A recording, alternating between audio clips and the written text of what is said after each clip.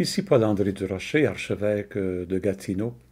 Bienvenue à cette émission dans la série Paroles d'Avent, où je présente les lectures bibliques que la liturgie catholique nous propose pour la célébration de la messe durant ce temps liturgique.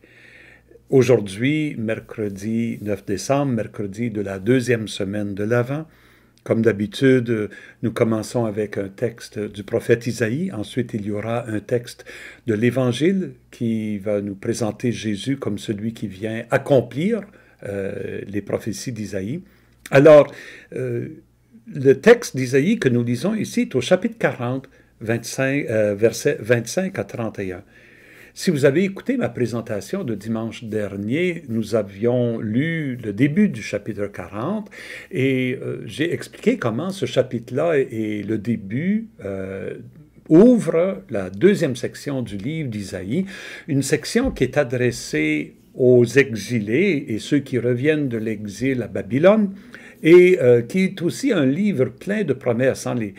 Les premiers mots du chapitre 40, « Consolez, consolez mon peuple, dit le Seigneur ».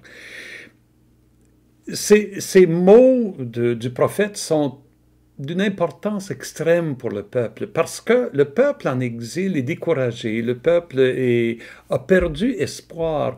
Le peuple voit tous ces dieux étrangers, les grandes idoles babyloniennes autour d'eux, et ils sont arrivés à se demander, est-ce que notre Dieu, Yahvé, comme ils l'appellent, est-ce que notre Dieu est vraiment présent? Comparé à ces grands dieux, il est un petit Dieu, un Dieu faible, il ne nous a pas préservés, il nous a abandonnés, il ne nous écoute plus, ils ont perdu confiance en la puissance de leur propre Dieu, Yahweh. Parce qu'à l'époque, n'oublions pas que la plupart des Juifs croyaient qu'il y avait divers dieux, chaque peuple avait son Dieu, eux le leur. Yahvé les avait libérés de l'esclavage, mais on dirait que depuis ce temps-là, il a perdu, il s'est fatigué. Il prend plus soin de nous. Alors ici, le prophète Isaïe va répondre au nom de Dieu pour dire « Non, non, non, non, Dieu n'est pas fatigué, au contraire ». Alors écoutons ce texte. Et ça commence avec le prophète qui prend la voix même de Dieu. « À qui pourriez-vous me comparer? Qui pourrait être mon égal, dit le Dieu saint. Levez les yeux et regardez. Qui a créé tout ça? » Le prophète est en train de parler du ciel. Levez les yeux, regardez. Qui a créé tout ça? Le soleil, les étoiles, la lune. Qui a créé tout ça? Celui, il répond à sa question, celui qui déploie toute l'armée des étoiles et les appelle chacune par son nom. Si grande est sa force, et telle est sa puissance, que pas une seule ne manque. Ici, il y a comme une louange du Dieu créateur, et c'est Yahweh, le Dieu créateur. Et la création de Dieu, Isaïe semble dire, ce n'est pas seulement un acte que Dieu aurait fait au début du temps. Non, c'est une création, une puissance créative qui continue, parce que si les étoiles se présentent toutes les nuits, c'est parce que Dieu les soutient, Dieu les maintient en vie. Il maintient sa création, donc c'est une puissance extraordinaire. Et le fait que Dieu connaît chacune des étoiles, il dit par son nom. Il n'y a pas un humain qui peut regarder les étoiles puis toutes les nommer par leur nom, là, même les noms scientifiques qu'on donne aujourd'hui. Et il dit, parce qu'il y avait les astrologues babyloniens autour qui étudiaient le ciel, il disait, pensez pas que ces astrologues qui étudient le ciel, ils connaissent le ciel. C'est Yahvé qui maintient chacune de ces étoiles-là. Il les connaît intimement. Voilà le Dieu fort qui est notre Dieu. Alors, nouvelle question. Jacob, pourquoi dis-tu, Israël, pourquoi affirmes-tu, mon chemin est caché au Seigneur, mon droit échappe à mon Dieu? Pourquoi tu poses cette question-là? Dieu m'a oublié, Dieu ne me connaît pas, Dieu ne prend pas soin de moi. Et il répond à sa propre question. Tu ne le sais pas? Tu ne l'as pas entendu? Le Seigneur, en passant, dans l'Ancien Testament, quand on lit le Seigneur dans la traduction de la Bible, sachez qu'en dessous de ça, le mot en hébreu, c'est Yahweh. C'est le nom propre du Dieu d'Israël. Mais dans la liturgie, on ne dit pas Yahweh par respect pour les Juifs. Hein? Les Juifs ne nomment pas Yahweh. Quand ils lisent les Écritures et qu'ils proclament l'Écriture, c'est écrit Yahweh, mais ils ne disent pas Yahweh, ils disent Adonai, le Seigneur. Donc nous avons adopté la même pratique dans la liturgie. Nous imitons les Juifs et nous remplaçons le nom Yahweh par le Seigneur. Mais pensons toujours que c'est Yahweh qui est nommé. Hein? Quand dans l'Ancien Testament, c'est dit « Oui, le Seigneur est bon », c'est « Oui, Yahweh est bon ». En d'autres mots, notre Dieu, il est bon. Le Dieu de ce peuple que nous formons. Donc, le Seigneur, Yahweh, est le Dieu éternel. Et de fait, il faut savoir que à mesure que les écrits d'Isaïe vont s'accumuler au fil des décennies qui vont suivre, Isaïe va aller vers une position de plus en plus vraiment monothéiste. Que les autres dieux adorés par les autres peuples ne sont rien. Les idoles ne sont rien. Il n'y a qu'un seul Dieu, et c'est Yahweh, le seul vrai Dieu. Donc, Yahweh est le Dieu éternel. Il crée jusqu'aux extrémités de la terre. Il ne se fatigue pas. Il ne se lasse pas.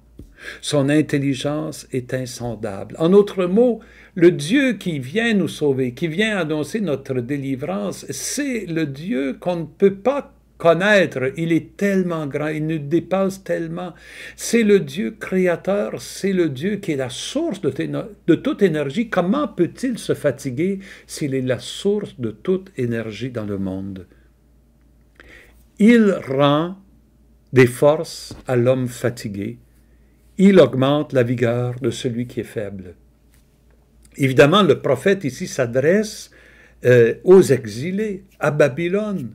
Vous êtes déprimés, vous êtes fatigués, vous avez perdu vos forces au moins spirituelles, vos forces morales. Dieu peut vous rendre ces forces. Il rend des forces à l'homme fatigué, il augmente la vigueur de celui qui est faible. Et Isaïe continue, les garçons se fatiguent, se lassent. Les jeunes gens ne cessent de trébucher. Mais ceux qui mettent leur espérance dans le Seigneur trouvent des forces nouvelles.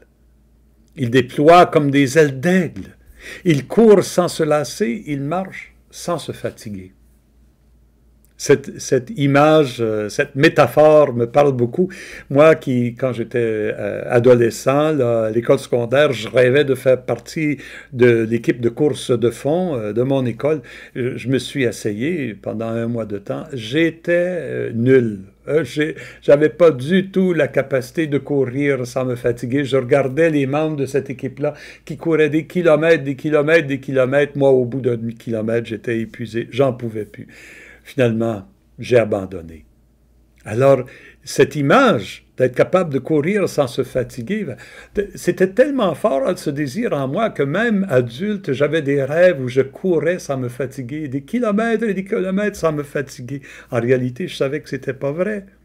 Mais là, Isaïe dit, la force de Dieu va vous permettre de courir sans vous fatiguer, de marcher sans vous lasser. Vous allez déployer vos énergies comme les ailes d'un aigle. Les gens de ce moment-là, ils voyaient les aigles qui volaient tellement haut, qui planaient pendant des heures et des heures et des heures. Avoir cette puissance-là, Dieu est la source de toute puissance. Il va vous donner cette puissance dans votre épreuve. C'est une belle parole pour nous, hein, qui vivons ce temps de pandémie. Mon Dieu, que c'est long, qu'on se décourage, la patience, on est à bout de patience, on est à bout de force. Isaïe dit, toute force vient de Dieu. Si vous avez confiance en lui, hein, il le dit, ceux qui mettent leur espérance dans le Seigneur trouvent des forces nouvelles. Si vous comptez juste sur votre propre capacité, non, vous n'y arriverez pas.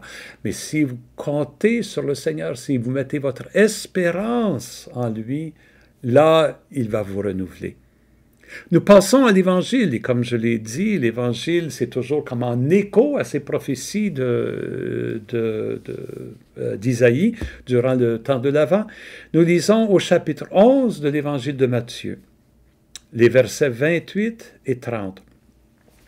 Ces paroles que Jésus nous rapporte, c'est seulement 2 versets, c'est très, très court, mais ces paroles que Matthieu nous rapporte, il les place tout de suite après un grand discours missionnaire de Jésus. Jésus vient d'expliquer ce que ça veut être, ce que ça veut dire être ses disciples et prendre pour eux-mêmes la mission et de continuer la mission de Jésus. Et après ça, il y a des controverses. C'est Jésus qui fait face à la résistance des gens qui ne veulent pas accueillir sa parole.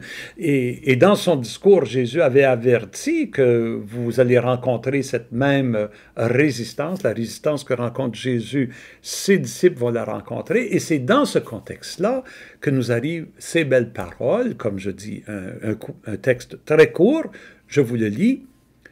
En ce temps-là, Jésus prit la parole. « Venez à moi, vous tous qui peinez sous le poids du fardeau, et moi je vous procurerai le repos. Prenez sur vous mon joug, devenez mes disciples, car je suis doux et humble de cœur, et vous trouverez le repos pour votre âme. Oui, mon joug est facile à porter, et mon fardeau léger. » On voit le lien tout de suite avec le texte d'Isaïe, Dieu qui dit « Je vais redonner des forces, je vais vous redonner des forces à vous qui êtes fatigués. » Jésus dit « Si vous êtes fatigués, vous peinez sous le poids du fardeau, venez à moi, moi je vais vous procurer le repos. » Notre première réaction en entendant ces paroles-là, c'est « Ah, Dieu va enlever de mes épaules le fardeau que je porte. Il va me libérer, il va mettre fin à cette pandémie, il va guérir ma maladie, il va m'aider à me retrouver un emploi. Si je viens vers Jésus, il va me donner le repos, le fardeau que je porte, finalement, sera levé de mes épaules. » Mais mes amis, ce n'est pas toujours comme ça que Dieu fonctionne. Alors, comment est-ce qu'il peut nous donner du repos? Mais moi, j'ai eu l'occasion à un moment donné, il y a une quinzaine d'années, de marcher sur les routes de Compostelle. J'ai fait 30 jours en pèlerinage. Tous les jours, je marchais 25, 30, 35 kilomètres. Et tous les jours, je reprenais mon sac à dos qui avait tous mes biens. Je les portais avec moi. Et je vous dis, les premiers jours, ce sac à dos-là, après une couple d'heures, il était vraiment rendu pesant. Et quand j'arrivais au moment du dîner, puis que je l'enlevais, là, ouf, quel soulagement. Mais après le dîner, on avait seulement marché la moitié de la distance, il fallait que je remette le sac. Oh là, ça faisait mal, et là, je me mettais à marcher là, à la fin de la journée. Oh, l'enlever. Il n'y avait pas de sentiment que je peux décrire. Je ne peux pas décrire le sentiment que je l'avais finalement, c'est enlevé. Et le lendemain, je recommençais. Oh, ça a été pénible les premiers jours. Mais après une semaine, après 2 semaines, tout à coup, je me suis rendu compte que le sac à dos, il me semblait moins pesant. Le sac à dos commençait à moins faire mal à mes épaules. Et quand je m'arrêtais pour l'enlever, bon, je l'enlevais, puis je m'assoyais pour manger à la fin de la journée, je l'enlevais. Et rendu la 3e, 4e semaine, c'était vraiment, on pourrait dire, presque rien. Là. Je le mettais, on pourrait dire que mon dos s'était fait au sac, mes épaules, et le sac, et même que lorsque je ne l'avais pas, le sac, il me semblait que quelque chose me manquait. Je n'étais pas complet. Qu'est-ce qui était arrivé durant ces 4 semaines-là? C'est que mes muscles s'étaient habitués au poids, mon dos, mes épaules s'étaient faites au poids, et là, il n'était plus pesant. Je pouvais marcher allègrement et continuer, même avec ce sac qui m'avait semblé si pesant au début. J'avais découvert une force intérieure, une force musculaire qui s'était développée, qui me permettait de le porter. Moi, je me dis, c'est comme ça que le Seigneur nous aide à porter nos fardeaux. Parfois, il nous enlève le fardeau. Ça arrive que parfois le Seigneur va faire une merveille dans nos vies. Mais la plupart du temps, le Seigneur veut nous donner la force. Et comment il nous donne la force? Il y a un nom à cette force-là. Il nous le dit comment s'appelle cette force. C'est l'Esprit Saint. L'Esprit Saint est la force que Jésus veut nous donner pour être capable d'avancer sans nous fatiguer. Isaïe avait dit vous allez avoir une force nouvelle. Dieu va vous permettre de marcher sans vous fatiguer, de courir sans vous lasser. Il n'est pas en train de dire vous allez arrêter de marcher, vous allez arrêter de courir. Non, mais vous allez avoir une force. Et cette force, si on vient vers Jésus, Jésus nous la donne, c'est son esprit. Alors il faut venir vers lui. Il faut s'approcher de Jésus. Il faut entretenir cette relation-là de plus en plus serrée. Mais il faut aller encore plus loin.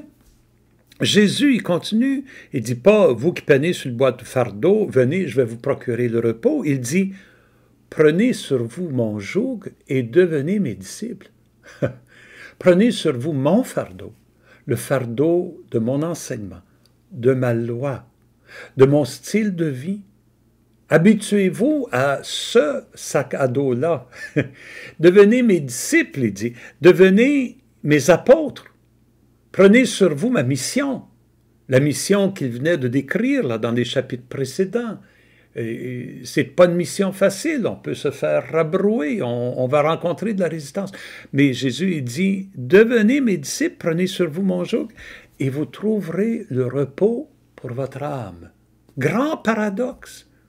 Si on aime comme Jésus, si on donne comme Jésus, on va trouver le repos pour notre âme. On va trouver le rafraîchissement pour notre être profond, pour notre esprit. On va trouver une force qui se renouvelle continuellement. Voilà ce que Jésus nous propose. De prendre sur nous, son joug à lui, de vraiment devenir ses disciples. Voilà le chemin du renouvellement personnel, le chemin du renouvellement communautaire. C'est, je pense, le message que les textes d'aujourd'hui veulent nous lancer, l'invitation à laquelle nous sommes invités à répondre. Et c'est avec cette pensée que je vous laisse jusqu'à demain et avec ma bénédiction. Bonne journée à vous.